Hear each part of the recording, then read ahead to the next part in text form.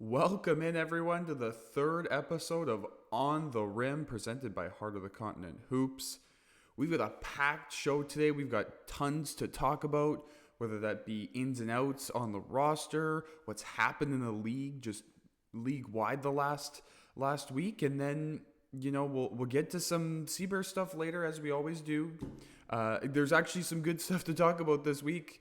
I may have been a little, I don't want to say premature, but I maybe should have been premature with what I had to say about the arrivals of Simi Shitu and Jalen Harris and their additions and how important they would be to the Sea Bears already. Maybe I should have jumped on that bandwagon right away. I didn't, and you know what? I will take that. I thought it was going to take them a little bit of time, but either way, packed show. Might as well get into it right away. So we're going to start with got a new name for the segment. It's called Inbound Pass. So this is where we're going to talk about everything that's happened in the league in terms of transactions over the last week, just to keep you guys up to date. The league is crazy. Everybody's always making moves. Guys are in and out. Guys are coming off the suspended list and then coming back in off of it, that sort of thing. So let's get right into it. We're going to begin with the players that were released. I'm going to start. Ottawa had a busy week this week, so we're going to start with them. They began by releasing Myron Thomas. He was a guard for them. He averaged about 8 points, 4 rebounds. He shot 30% from three. He had a couple decent performances. He had a pretty big second half against the Sea Bears when they visited Winnipeg. He's a good shooter. I'm assuming they are making room eventually for a couple other players. They did make a couple other subsequent moves based on guys coming off the suspended list and the injured list. Another one of those being Meshach Lufiel. He was released by the Blackjacks. Most believe, and I believe the team actually confirmed this was done because Isaiah Moore was coming off of the injured list because he was back healthy, ready to go. Lufiel was actually pretty good as a starter. 8 points, 5 rebounds, 51% from the field. I was kind of hoping that Lufiel would stay. I think he's a really good bench big. He hasn't shot the three as well as I thought he would this season. He shot decently well, but not as good as I thought. So that move was made so that Isaiah Moore could return to the lineup, which he had a absolutely monster game against the Niagara River Lions. 23 points, 16 rebounds in his return. We know Isaiah Moore is one of the best players in the league. It didn't help didn't help Ottawa take a victory over Niagara, which is a little unfortunate, but it should be at least good news for the Blackjacks. And then another move that was made yesterday, but was confirmed the reason for today. Matt Coleman was released by the Ottawa Blackjacks. 10 points, 5.5 assists, 45% from the field. I believe he was shooting in the high 20s from three. I don't think they were getting what they hoped for from Coleman. Yes, the 10 points is nice. I think they were kind of hoping for more. It really has felt like it's been Deng Adel and nobody else for Ottawa. So I think they were kind of hoping that they would get more from Coleman, and they just haven't on a consistent basis. So I think that's why that's part of it. But they also did so because they have now activated Keenan Vaynot off of the suspended list. So he is now back into the fray for the Blackjacks, which I think makes them better. He was one of the better players on Ottawa last year. He had a fantastic season this past year. Over in Europe with the Donar Groningen of the BNXT League. He did only play 7 games. I believe he must have been injured. I don't know the full story, but even in 7 games, 20 points, 45% from three, grab a couple rebounds, couple assists. But with Ottawa last summer, he played in 17 games. He started in 13 of them, 12 points, 3 rebounds, 5 assists. Like he's a smaller forward, and he's another Canadian for them to play. So technically, that kind of makes that switch of They did have to make the move. Also, I believe they did move some stuff around. They had to activate Vaynot because they got rid of Lufiel and Isaiah Moore's an American, and they also had to get rid of Coleman. because they had also brought back Zane Waterman. He is over from Europe. He is now with the Ottawa Blackjacks. He's one of my favorite players in the league, Waterman. Just stretch four, he can shoot it, he can put it on the floor. He's been one of my targets that I've wanted Winnipeg to go get as one of their import guys. Debut game for Waterman. He came off the bench. He played 18 minutes. He did score 16 points. It was a little bit of a rough start to begin. I don't think it was really what he was hoping for. He kind of got into rhythm later in the game. But yeah, 16-8 to end is much better. I did catch that game a little bit in the first quarter, and that's why I was a little hesitant about his performance. But again, he's getting used to his new team. He's just trying to get back into the swing of things. But he's one of my favorite just stretch bigs in the league, being able to shoot. And again, he can put it on the floor. Like, I don't know if there's many foremen that I actually trust putting on the floor. Like Jalen Williams for the Sea Bears, as much as I think I also don't think he's as good of a shooter as Waterman is. And Williams hasn't been the best when putting it on the floor, at least in terms of creation. I'm not saying Zane Waterman can, clear a side and he's going to go at somebody and just take him, just take a guy one-on-one. But off the catch, off of a closeout, you can put on the floor, make a move, that sort of thing. Those types of situations I think are big when you're not a primary scorer, and we've seen that kind of with Tevian Jones. Jones, again, still, when it's iso ball, does not look great. But if it's off of a closeout or, off of a swing where he's just going to make one or two moves and go to the cup, I think he's great. And I think Waterman does the same thing, and he's another big body down there. So I think that's big for Ottawa to get him in. So that's why they kind of had to make a roster shuffle this week. Obviously, Thomas leaving, Mishak Lufiel, that's a Canadian that you got to replace, so he's out. But technically, you replace him with Keenan Vaynot. You can think of it as this. You can think of it as Coleman out for Moore and Mishak Lufiel out for Vaynot. But other than that, I think Ottawa going forward, and we'll talk about them in the standing section, they're 2-6. It's not been a good start for them. Obviously, they have the one win over the Sea Bears, and I think it's kind of funny that the two teams that have 2 wins in the Eastern Conference each have a victory over the Sea Bears. But either way, I think Ottawa getting some reinforcements now should be good, especially with other teams, and we'll talk about it later when it comes to the Sea Bears. With everybody else's roster kind of still in shuffling mode because of NBA minicamps. Vancouver was without Tyrese Samuel. I believe it was either 1 or 2 games this past week. But yeah, they didn't have Samuel because he was doing NBA minicamp stuff, and he's already made it clear that he's probably going to go, and maybe, depending on what happens, come back after NBA Summer League. So that's the other thing. Guys are going to be leaving for Summer League. So if you can get guys in like Waterman, who are European players only, that, that's all they play Europe and they play summer in the CEBL, that's that. So if you can get guys like that more so to come in, someone like Keenan Vaynot, again, a Canadian who's a good Canadian that can come in, and he's over from Europe and he's ready to play, and you don't have to worry about him going away to mini camps or to summer league, that's huge. So next move, speaking of the Sea Bears, they released American Solomon Young, averaged 7.5 points and 4 rebounds. I thought he was really good off the bench for Winnipeg. I thought he brought a little bit of scoring. His rebounding was decent as well. I don't think the defense was really there, but I just liked that they had that creator off the bench. And I think before Simi came in that one game, I thought, oh, this bench is not going to be good. And we'll get into it later when we talk about Jalen Williams. But I thought Williams has been really good now in taking over that Solomon Young off the bench, not alpha score, but just off the bench. We're going to give you the ball. We're going to let you go to work. You're going to do your thing, and we're not really going to bother you in any way. So that's I think Young did really well in that role, and just because they brought in Harris, they had to make a couple moves to offset that. So it is what it is. I thought Young was good. Hopefully, he's played enough games theoretically because he was a G League guy. I wonder if he's also going to do some mini camp stuff.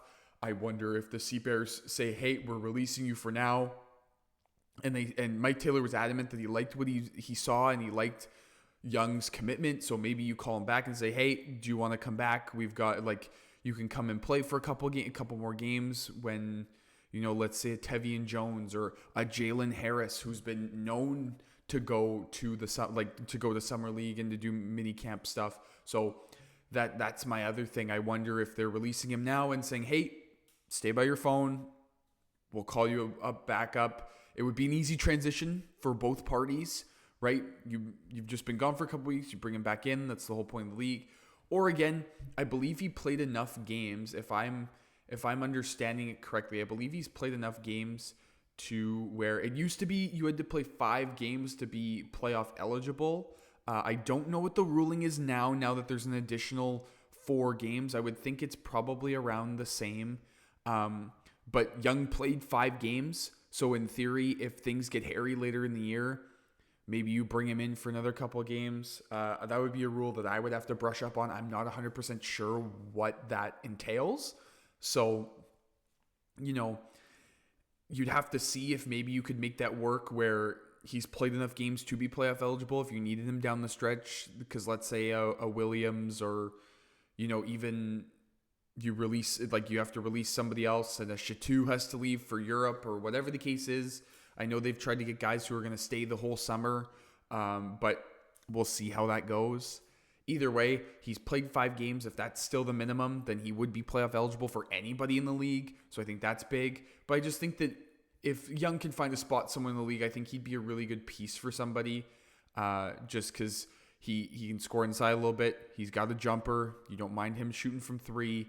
And he's going to rebound decently on the defensive end. He's not the best defender, but he's at least going to rebound. So now we're going to get into, because I already talked about 1 debut and I guess 2 debuts in Waterman and a return for Isaiah Moore. But one of the other signings from earlier last week, Chris Smith signed with the Edmonton Stingers. He had a big summer last year with the Montreal Alliance. He averaged 16 points, 9 rebounds with the Alliance last year. He hasn't been as good to begin this year. It's not been the start I think that he was wanting. But you're still trying to get used to your team. 7 points, only 3 rebounds. It's not what you would expect from somebody of his, like I would say of Smith's caliber. He was one of my favorite players on the Alliance last year, just for the fact that he isn't a crazy jump shooter. He could be a better shooter, but he's super athletic. He loves running in transition. He can get up. He can finish around the rim. He's that sort of kind of a player where you need him to be running. He was fantastic in the pick and roll with Alain Louis last year.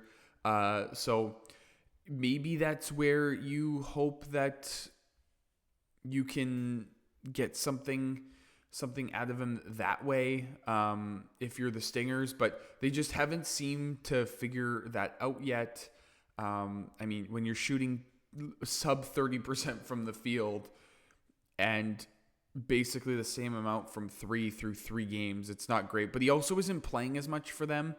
So I'm hoping maybe they ramp him up and get him back to going, because I think he might be key for them. Nick Hornsby, in my opinion, has not been as good as they hoped. And if you, like, Keon Ambrose Hilton's been good, but, like, if you can get peak Chris Smith over Ambrose Hilton and bring Ambrose Hilton off the bench, I think that's better. They released Cameron McGriff a while back, and I think they've been missing that inside presence. So either way, Chris Smith to the Stingers, I think in the long run it should be a better signing than it is right now. And hopefully it is. That would be nice. But we will have to wait and see. But one of the big additions that I thought kind of changed things for the entire league was Corey Davis Jr. signing with the Vancouver Bandits. He played with the Calgary Surge last year. He was one of my favorite guards to watch in the league. Averaged 13 points, 7 assists, or 6.5 assists rather, and 3.5 rebounds on 39% from three. He's a guy that he can run the table for you or set the table rather, and just kind of, create anything. Like, just he can kind of create for himself, create for others. He can do it off the bounce. He's fantastic. He was great in catch and shoot situations for the Surge. He can get downhill, get to the rim, and I think he's an underrated defender. I wouldn't say he's a fantastic defender, but I think that he's a little bit more underrated than you would expect. He's a small-ish guard. He's not super small, but he's a smaller guard. But again, another guy who he played 24 minutes in his debut for Vancouver, but I mean, he didn't really get too many touches because you got to remember, you've got Mitch Creek, who right now is my MVP, front runner. I don't know if anybody's going to surpass him. He's been unbelievable. I can't believe that Vancouver brought him in at the end of the year, wasn't able to get a championship out of him, or couldn't even bring him in earlier to just roll through everybody. Again, we'll talk about them in the standings portion, but they are absolutely rolling right now. But Davis, 9 points, 2 rebounds, 2 assists on 50% from the field. It's okay. It's not great. You would hope for more from him, but this move was done because they've allowed they've put Isaiah Brockington on the suspended list, so they're expecting him to come back after NBA minicamps. So I'm wondering how they're gonna how this roster's gonna evolve, because if you're expecting Brockington to come back, then that means that Davis is only here for a short term. So I don't know. That'll be an interesting play from the Bandits. So I don't know how that's all gonna play out. But that's gonna be interesting because I think that Davis has been better than Brockington. But I mean, we'll see. We'll see. Just Davis's his resume before Brockington's been better, and Brockington just hasn't shown me enough, I would think, out of the two of them. Just Brockington, yes, 10 points, 3.5 rebounds, 3 assists. You can get more of that from Davis. So I think that Davis is the better player, but I guess we're going to have to wait and see, because maybe they're expecting somebody else, one of the other Americans, to dip out, whether that be maybe Kyle Mangus or whoever. They signed Shamar Givens, and Mike Nuga just joined, and Givens is now getting more minutes again now than Nuga. So but both those guys are Canadians, so you kind of have to keep them on the roster. It's an interesting situation. So I'm interested to see how this all plays out, right? Sam Maillet's coming back from some sort of kind of an injury, kind of not. Hasn't really, played very much. You'd expect him to play more. He's Canadian. Dwayne Notice, too, has not played very much. And I know he was dealing with an injury, so maybe that's still lingering. But either way, it's a fluid situation in the CEBL, and especially in Vancouver. So it'll be interesting to see how the Bandits let that play out. Last one here in terms of signing, Enoch Boyake. Last played for the Villanova Wildcats in the NCAA, has signed with the Calgary Surge. I'm just going to read from the Surge what they had to say about Boyake. So General Manager Shane James of the Surge said, Enoch immediately alters the game with his rare combination of length and physicality. He controls the paint on both ends, securing boards, protecting the rim, and powering us through contact. Adding him to our front court gives another dominant interior presence we've been seeking. So he's a 6'11", 255-pound big man from Brampton, Ontario. So he's a Canadian. The Surge have been kind of playing a smaller ball, fast lineup. So I guess this gives them another option to play bigger, I guess, if they want to. He shot 66% from the field this past year for Villanova, but his best season came with Fresno State, where he averaged 7 and 7. He averaged 4.5 and 6.5 with the Wildcats this year. But again, Villanova wasn't very good this year, so it probably doesn't help if your team isn't very good. But either way, big man signing for the Surge. Interested to see how much rope he gets with his first professional opportunity. Obviously, we've kind of seen what that archetype has done with Kyler Filowich. Guy who isn't much of a shooter, can finish inside. He's more of a rebounder, defender. And Filowich has been successful for Winnipeg. So maybe that's Calgary's hope that they can bring in a big man that obviously is taller and bigger than Kyler, but has a similar skill set, and that will translate.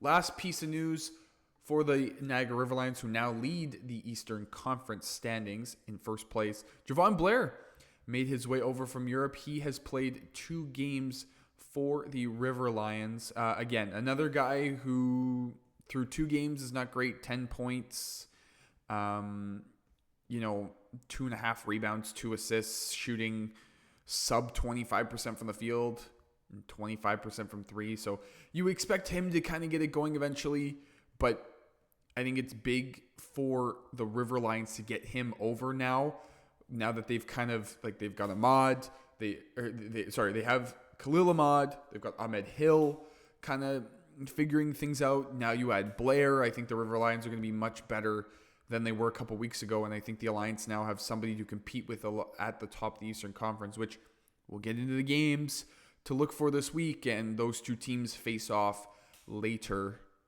in the week. All right, so now another new segment name. We're going coast to coast. So this is where we kind of recap what kind of happened in the past week in the CBL when it comes to games and performances and all that sort of stuff. Let's start with the big one. I promoted it last week. Arguably the 2 best teams at the time, and maybe still are, in the CEBL, went at it in Vancouver. Game of the week definitely goes to Montreal at Vancouver. It lived up to the hype. The Alliance were up big, and it looked like it was going to be a rout, and the Alliance had everything in hand, and they were rolling in the first quarter. It was 32-15 after 1 in favor of the Alliance, and the Bandits just didn't quit. They stormed back. It was a slow burn to begin with, but then they stormed back and outscored the Alliance 35-20 in overtime and the fourth quarter and target time. You had 30 from Mitch Creek. Curtis Hollis has been coming into his own. He had 18 and 5. Shamar Givens gave you 14 and 9 assists. It was one of the best games of the week because, yes, Montreal punched first. Vancouver punched back. You're kind of like, oh, are we going to get this up and down matchup? And you finally got that up and down, just leads changing, both teams throwing punches back and forth. Tavian Dunmartin had 20 points. I thought Alain Louis had a fantastic game, especially in the fourth and target time. He had 9, and they were 9 huge points. And so, again, Mangus didn't have his best game. He's kind of cooled off as of recently, but it doesn't matter. You have most likely going to be the MVP as long as Vancouver continues on this trajectory, and Mitch Creek, he took over, and that's where Vancouver kind of just said, enough is enough. Kyle Julius just said, I'm going to go to my best player every possession, and we're just going to end this game. And Mitch Creek just bucket after bucket. A couple of them were tough. A couple of them just felt miraculous, where there was one where he was in the post, and he turned over his right shoulder and threw up a left hook where it kind of looked like he got tangled up with the defender in front of him. He kind of just flipped it up. Whistle blew.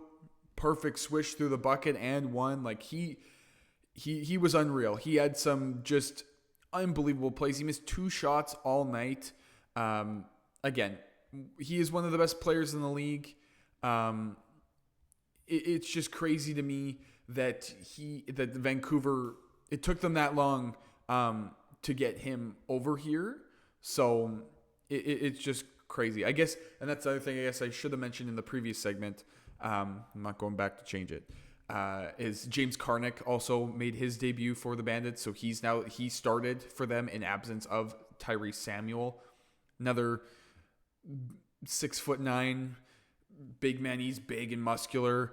He can shoot a little bit, but he's more of an inside rebounding, defending big. But he does have a little bit more offensive upside than some of the other guys that we've talked about. Obviously, when I talk about Zane Waterman as an American, you kind of hope that he brings the whole package, and he does. But yeah, Carter can put it on the floor a little bit. I think his role, though, is not really going to be very much creation. It's going to kind of just be, hey, clean up the boards. You know, you might get a couple pick and pops for middies every once in a while, that sort of thing. So, but back to this game. It was one of the best games of the week. All right, I would argue it was the best game of the week. It wasn't even close. I think Montreal was kind of hoping to get more out of Dante Bassett, and they didn't. The last two games when things have not been going well, especially like they kind of went to him early in the third quarter against Winnipeg, and I'll talk about that, but he's been really good for them. But when things aren't going well, they go away from him, and I don't necessarily know if it's his fault most of the time. I just think that it is what it is, and so I get it. You know, things aren't working. You want to make some changes, but he's been one of their better players. Like, he only played 13 minutes in this one, 2 points, 3 rebounds. You kind of hope you get more. Anthony Walker was inefficient later in the game, but either way, like, it was one of the best games of the week, and it wasn't even close. You could say Montreal had 2 good games this week. Obviously, the game against the Sea Bears, Winnipeg, I would argue, and we'll talk about it a little bit later, controlled most of that game. But Montreal put up a fight. Tavian Dunmartin hit a couple of big shots. Quincy Guerrier is he's fantastic. He is that do-it-all player. Like, he can score. He can defend. He's going to rebound. He's going to bring you whatever you need. Like, Winnipeg really didn't have an answer for him.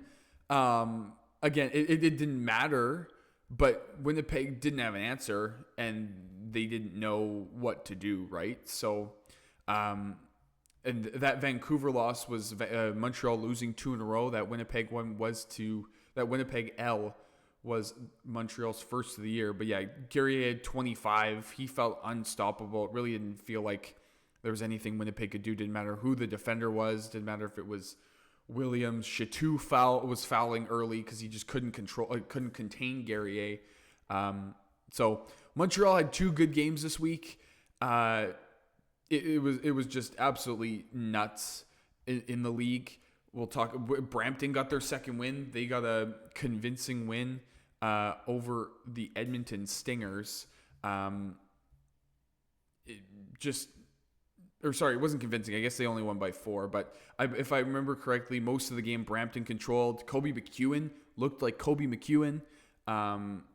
So if this is the Brampton team that we're going to get, where McEwen and Witherspoon are going to carry, and, you know, you're going to get 15 points and 14 rebounds from David Buencat, then yeah, by all means, like, you're probably going to win more games now than you're going to lose. But their bench, like, I get they want to play Mike DeMagus, but he's not really giving them much.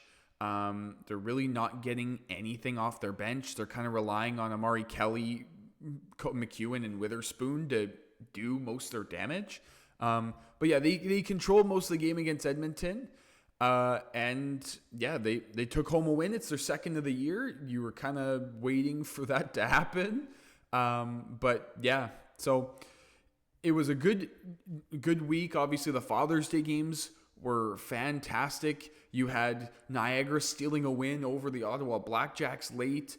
Winnipeg controlled against the Rattlers, but Saskatchewan didn't really back down or anything. They made it a tight game down the stretch. And then I guess the only game that wasn't really as close was Calgary took care of Scarborough, but Donovan Williams still puts up 26, and, you know, it's somewhat of a tight game for most of it. And it's just kind of a slow burn where Calgary just kind of wears you down, and they end up winning the game by more than really what the box score would say. So, but that duo of Jameer Nelson and Greg Brown is just, oh my God, they are unbelievable. Calgary and Vancouver are arguably the 2 best teams in the league.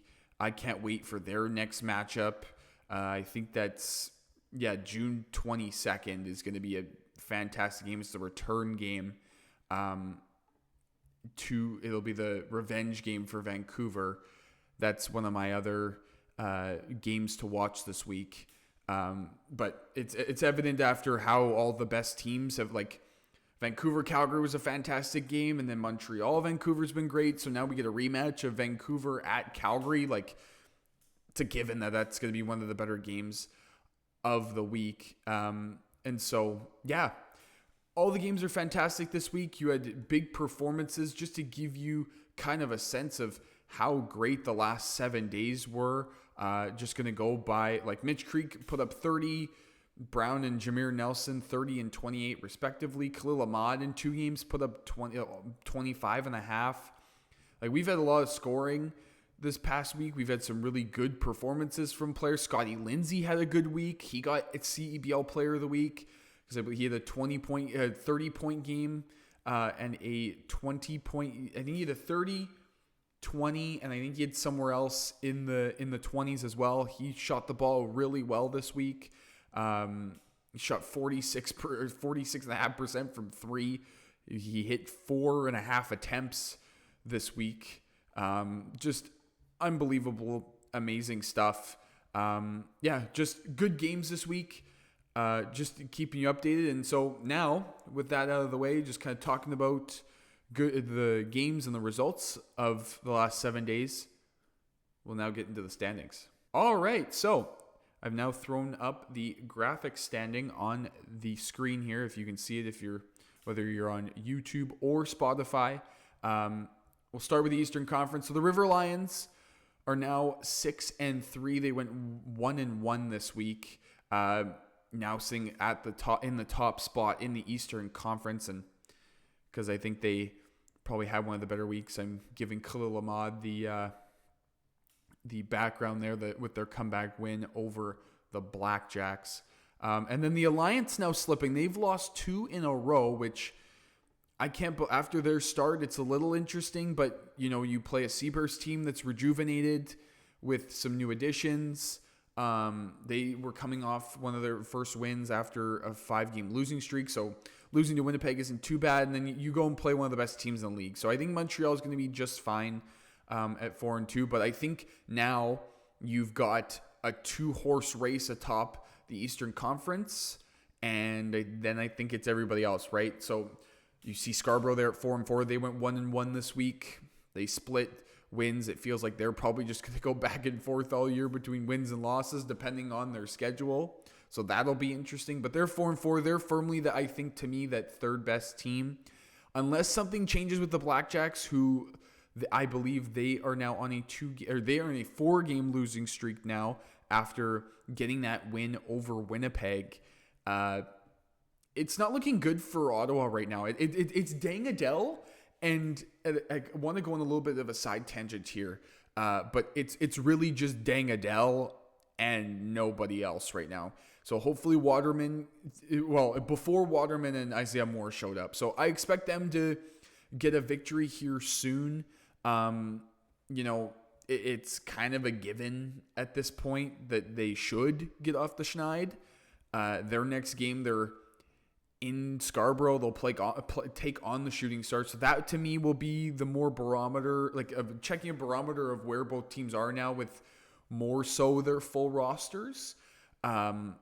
So hopefully the Blackjacks don't have to deal with more injuries, because if Dang Adele goes down, or Moore goes down again, or somebody else isn't, like Zane Waterman goes down, I think that they might be in trouble.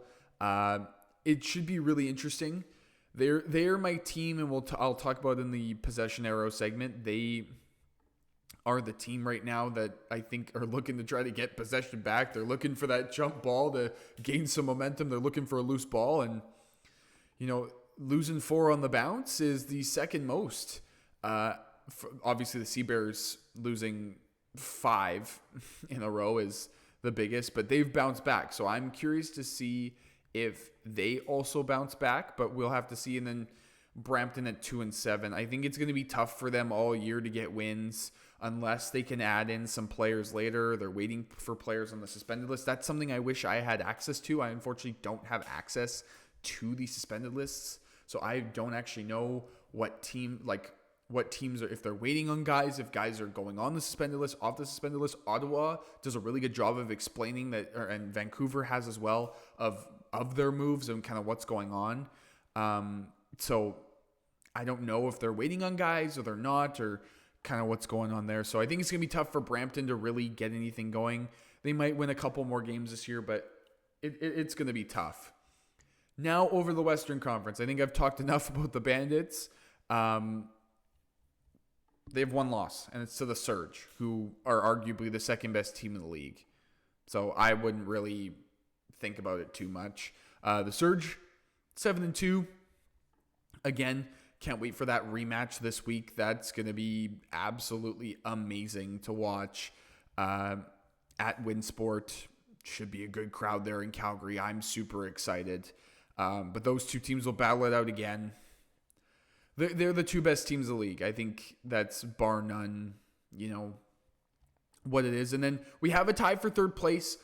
The Sea Bears do get the tiebreaker, having the quote-unquote head-to-head record. I believe it's the head-to-head record is what determines the tiebreaker there when their records are tied. And so Winnipeg 1-0 over the Stingers.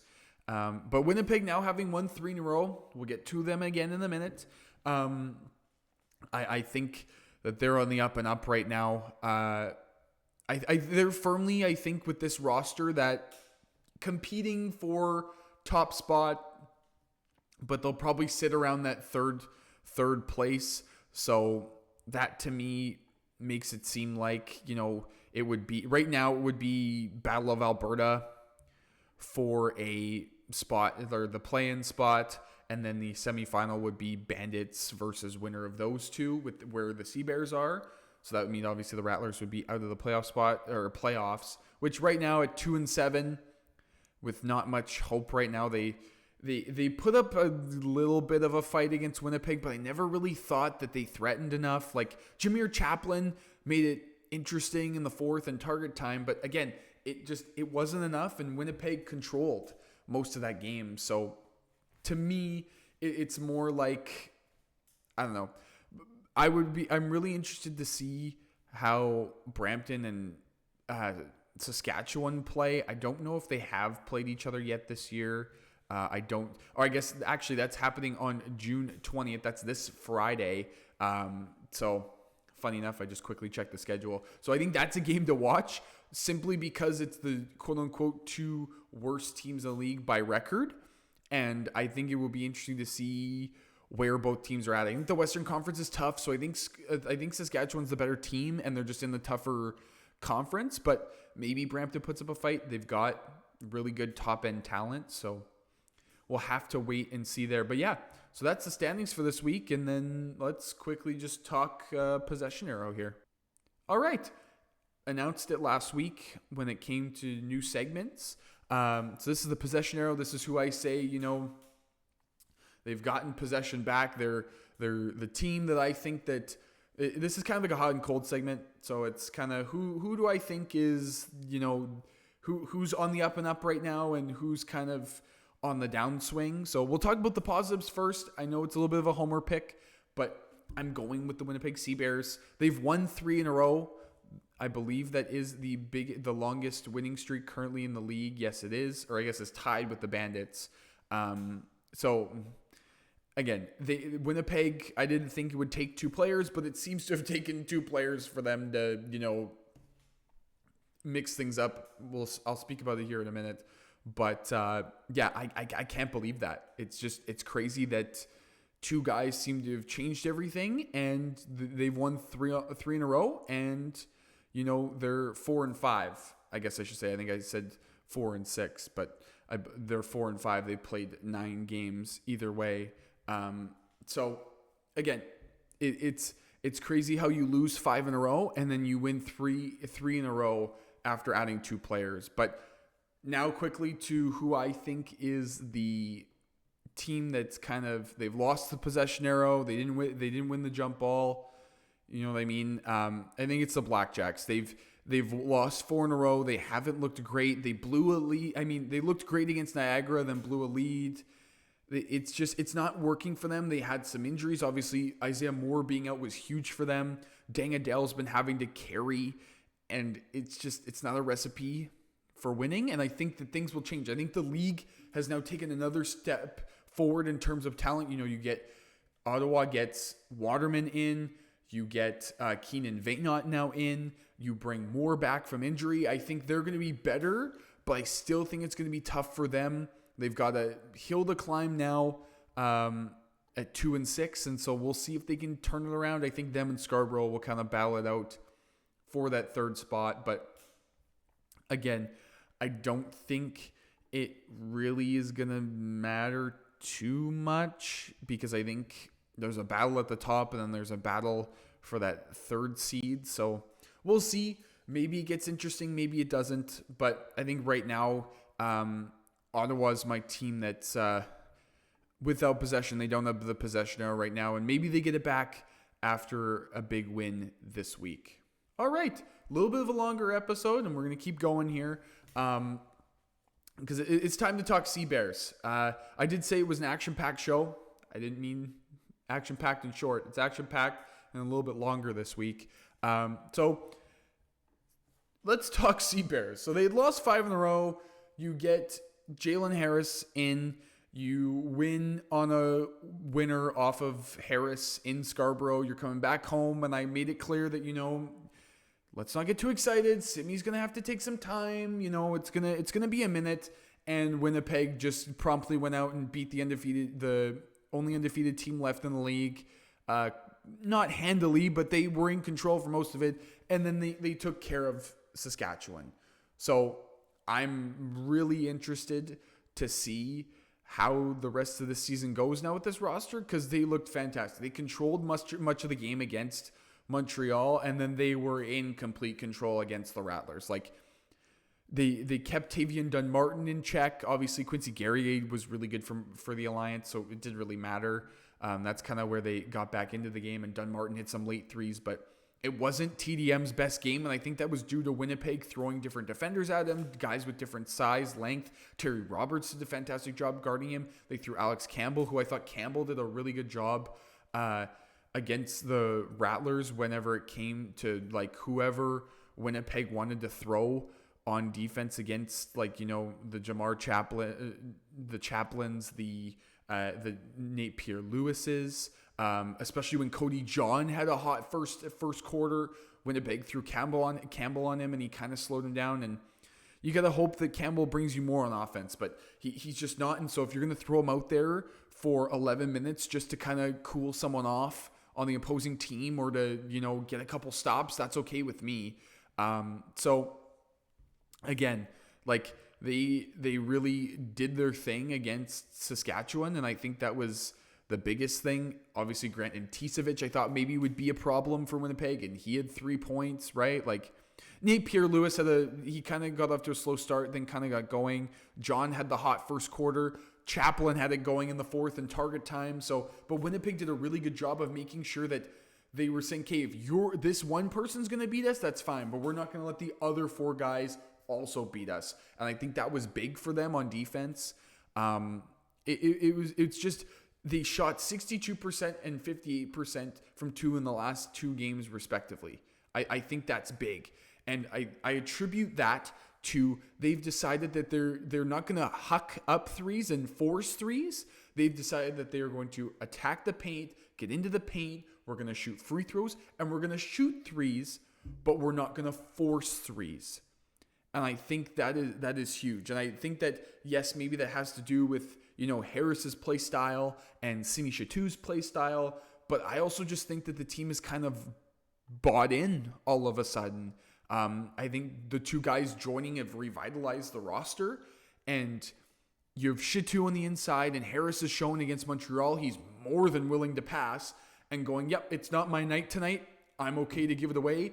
And then there's other times where he's like, no, it's my night. I want the ball. And I think it's also, he's not showing those Teddy Allen or Justin Wright Foreman tendencies where it's like, no, give me the ball all the time. Harris is also okay to work off ball, knowing that it's going to swing back to me and I'm going to get it late clock, or there's going to be a driving kick and I'm the one open. So I think that's where there's a differentiation here. And I think this is the kind of the star that Mike Taylor wanted, was a guy who's more than willing to, hey, I'll take all the shots. He made comments that I'm okay to draw all the attention and give other guys opportunities. And I think that's the player that Mike Taylor wants for this team system. You still need a guy who's going to be a star, but you need that guy to take away attention from others so that others can then prosper in that. And I think someone who's done that is Tevian Jones.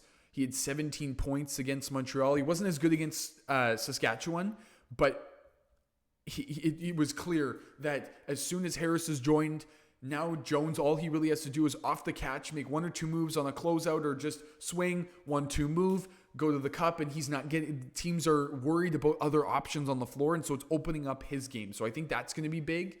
And then I think the MVP for this week, and maybe it could be, you could give it to Chateau, and I think you could also give it to Harris, but I think I'm going to give it to Jalen Williams because he had 16 points against the Alliance. He did not miss. He hit 3 threes. It's exactly what you ask of him.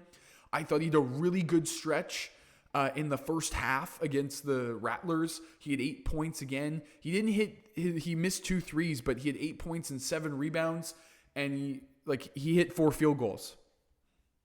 I can't ask anything more of him if he's going to be the bulk of the bench scoring, right? I think Kyler's been really good in his, he's putting up, when you're getting a guy who's putting up 4 and 6 as a starter, you go, that's not great. But you put that onto the bench and you go, that's fantastic. You can't ask anything more of him. And I think Filowich is going to be in that mold of playing 10 to 12 minutes a night off the bench, giving Simi a rest, giving the Sea Bears a different look at going a little bit bigger. Because right now they're they're playing Chateau at the 5, but you're playing a 2-guard lineup with Roberts and Harris, who, yes, Harris is bigger, but then you're going Jones and Acott, and Acott's playing the 4. So you can go double big if you want with Chateau. You can go then a little bit smaller if you take Chateau out and you bring in another Canadian and Filowich, and he gives teams a different look. Filowich had 3 offensive boards against the Rattlers. And I think Filowich is a good passer as well. He doesn't mind getting in the post and giving it up, or he's good in the pick and roll. It'd be nice if he could shoot it, but he still rolls really well. Guys are finding him on the roll. So I think now the way that the roster is constructed, this is a much better team.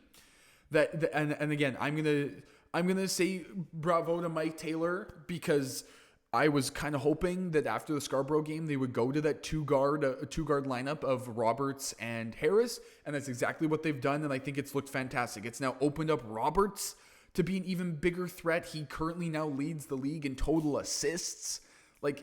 Just crazy. And it's not even that Roberts is just playmaking.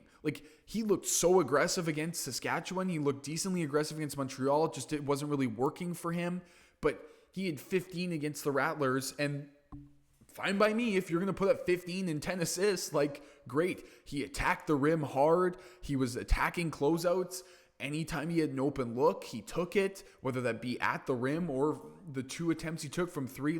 You can't, things are just clicking right now, and it's not really much more analysis than that. Things are just clicking and it's working. So for Winnipeg to, have that 2-guard lineup, it gives Harris a break where he can play off ball. It gives Roberts a rest to go play off ball. Both of the guys can bring it up, run the offense.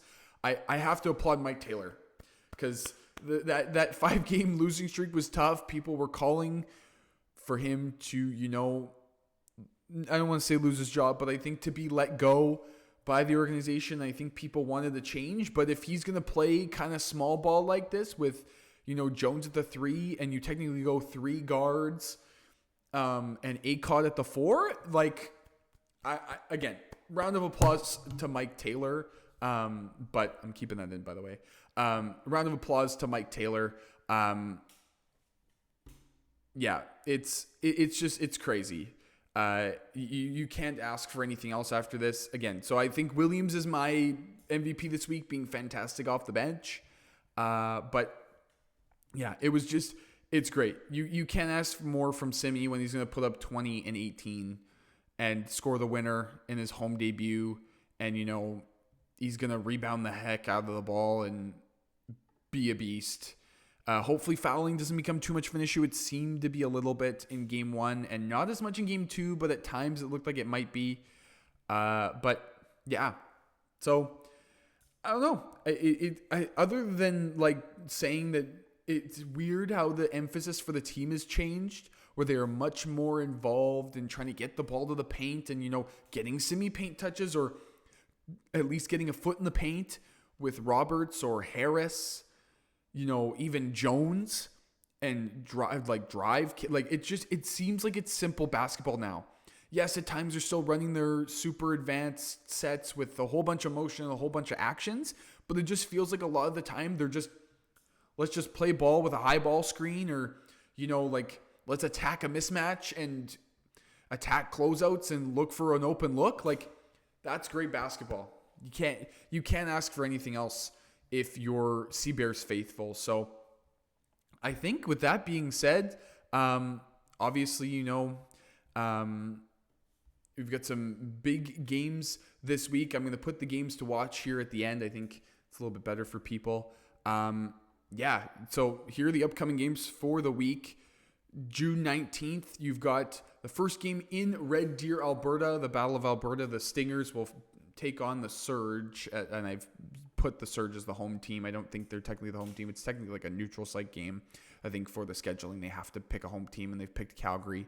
But yeah, then you've got a doubleheader there on the 20th. I believe it's a 4-game Friday. Obviously, I talked about the Rattlers taking on the Brampton Honey Badgers. But the other 2 games to watch are the Alliance and the River Lions. So the 2 best teams in the East go at it. And then the Sea Bears also take on the Bandits. I think that'll be a good test for Winnipeg. That is their next game. So you're riding on a 3-game win streak. Bandits also have a 3-game win streak, but they've been the better team all year.